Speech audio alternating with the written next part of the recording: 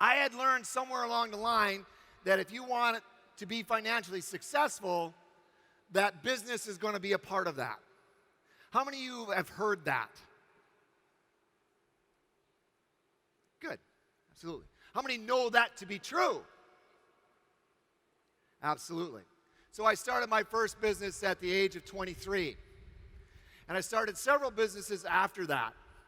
And about 7, 8 years later, I had more businesses, I had more employees, I had more equipment, I had more headaches, I had more work that could possibly get done in a day.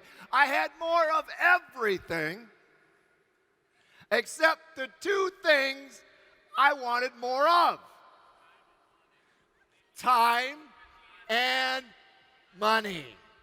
Can anyone relate to this? Keep your hand up. I'm going to count. 1, 2, 3. Just about everybody. All right, good. Now, at that point, I had gotten frustrated. I had gotten burnt out. And it's funny how much more open we get when we're in pain. Anybody ever notice that? The more pain you're in, the more open you are to trying new things. Right? So I sat down with somebody I had a great deal of respect for, and I was telling him about my situation. I was telling him, you know what? I'm doing everything right.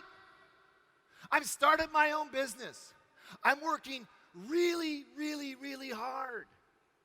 But I don't seem to be getting anywhere.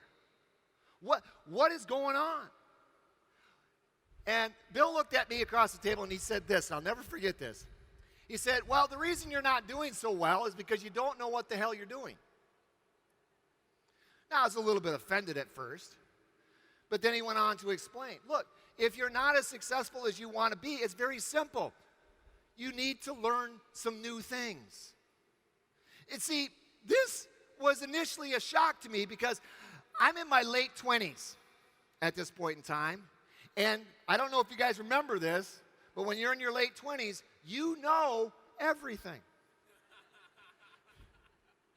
But see, my bank balance told a different story. My profit and loss statement told a different story. And because I had a lot of respect for this person, I took their advice very seriously. And I made a decision. I made a what, please? Thank you. That I was going to learn those things that I needed to learn. And I know some of you can relate to this because you're right there. I was going to read the books. I was going to attend the seminars. And I was going to learn those missing things, those things that I needed. And 3 years after I made that decision, I retired, financially free. Now, here's the thing to understand.